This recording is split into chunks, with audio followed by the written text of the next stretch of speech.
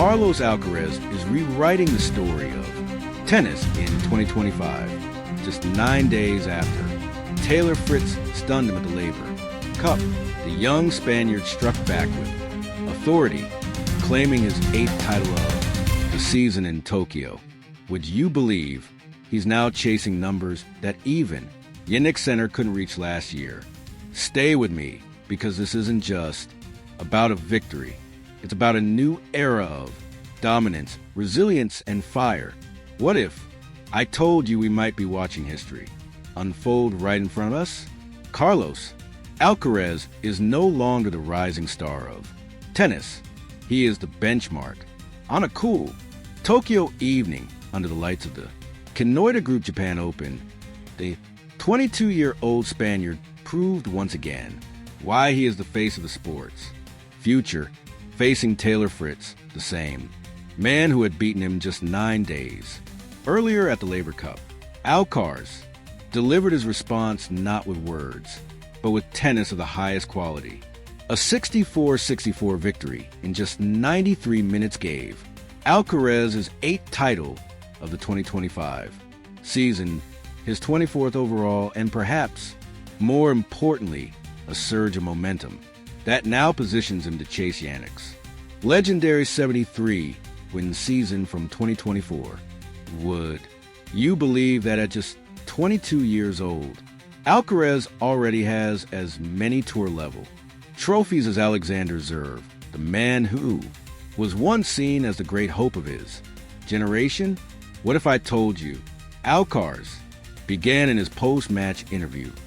This has been the best season of my life, without a doubt. 8 titles, 10 finals, a record of 67 wins and counting. These aren't just statistics. They are chapters in a story of resilience, of a young champion who didn't begin the year the way he wanted. He admitted to struggling emotionally, fighting self-doubt, and yet here he stands, not just surviving the pressure of being world number 1, but thriving in it. This Tokyo title also carried a symbolic weight.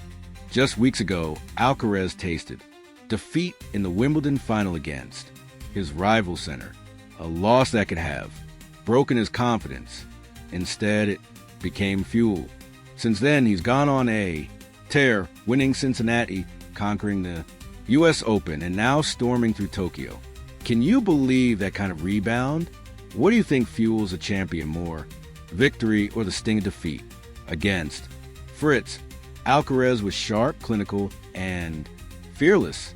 His forehand averaged a staggering 9.7 shot quality, producing 7 winners to just 4 unforced errors in the opening set. He broke Fritz's serve at the perfect moments, striking with the precision of a predator, even when he rolled his ankle earlier in the week, even when his opponent fought through a strapped thigh. In medical timeouts, Alcaraz never wavered. He kept pressing forward, kept dictating rallies, kept reminding the tennis world why he's the man to be. Would you believe that this Tokyo crown also ties him with Zverev for the most tour titles among men born since 1990? It's a staggering achievement for someone so young, and yet for Alcaraz, it feels like just the beginning. I'm proud of myself, he said, but I'm also proud of the people around me who've helped me get here. That humility, that acknowledgement of team is part of what makes him not just a champion on the court, but a role model off it. Fritz did what he could. He unleashed backhand.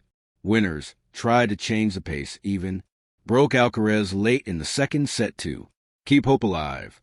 But the American was playing catch-up all night. Every time he gained a foothold, Alcaraz slammed the door shut. The Spaniard's variety, the forehand rockets, the feather light, drop shots, the fearless net approaches, proved too much. And so in just under 2 hours, the revenge was complete. The handshake at the net told its own story. Respect between two competitors, but also recognition that Alcaraz had elevated the battle into something Fritz couldn't match on this day. Now the Question looms, how far can Alcaraz take? This, with 8 titles already this season and the hunger for more, could he actually surpass S's 73 wins from last year? Can you believe that we might see back-to-back seasons in men's tennis that redefine the limits of greatness? Let me know in the comments below. Do you think Alcaraz can break that mark? Or will the grind of the season catch up to him before the finish line? History has a funny way of repeating itself. Not long ago, we witnessed the legendary 3 Federer, Nadal, Djokovic carve their names into immortality. Now in the hands of Alcaraz and Sinner, a new rivalry is shaping up. Every loss is a lesson. Every win is a warning shot. And Tokyo 2025 may one day be remembered as the moment Alcaraz took yet another step toward becoming more than just a champion, toward becoming a legend. Carlos Alcaraz has always been a player who thrives under fire.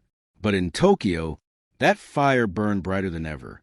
Coming off a painful loss to Taylor Fritz just 9 days earlier at the Labor Cup, the world's #1 walked into the Kanoita Group Japan Open with something to prove. What happened next wasn't just tennis.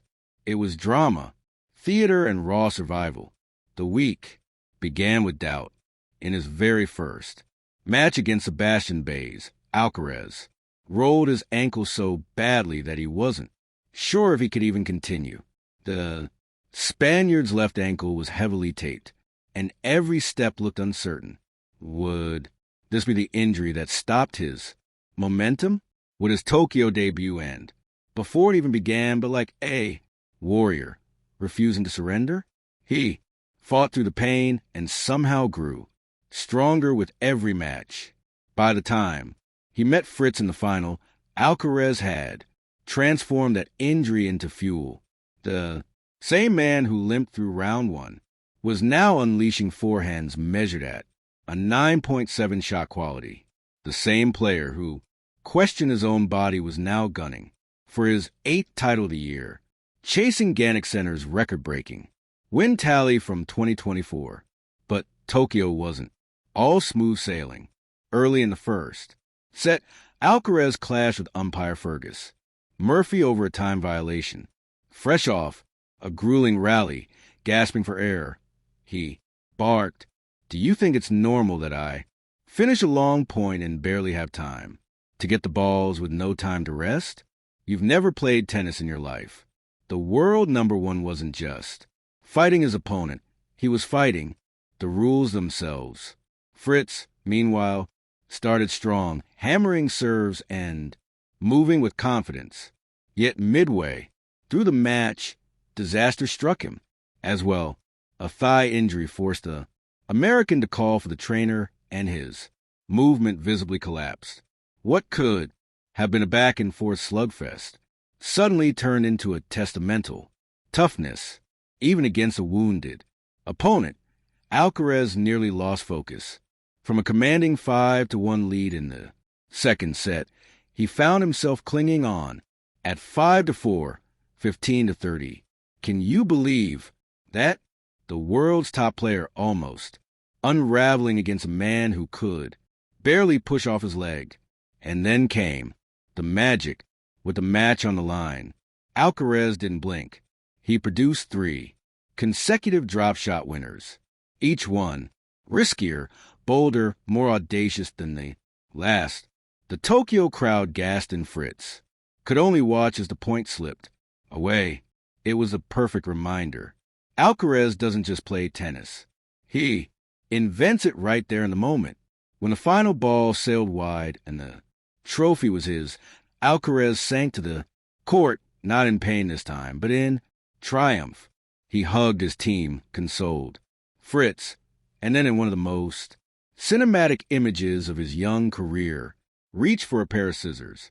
Right there courtside, he cut away the heavy tape that had held his ankle together all week, as if shedding the burden of doubt that had haunted him. 8 titles, 10 finals, 24 career trophies. and he's only 22 years old. What if I told you this is still just the beginning? What do you think? Are we watching the rise of the greatest player of his generation, or simply the opening act of something even bigger? Let me know in the comments below, because one thing is certain, Carlos Alcaraz didn't just win Tokyo, he conquered it, body, mind, and soul. And so, Carlos Alcaraz leaves Tokyo not just with a trophy, but with a story of grit, resilience, and redemption. From rolling his ankle in round one to cutting away the tape and triumph, he reminded us all that champions aren't defined by comfort, but by how they fight through pain. 8 titles this year, 3 straight since Wimbledon. What if I told you this is still just the beginning? Can you believe that? What do you think? Are we watching history in real time? Let me know in the comments below.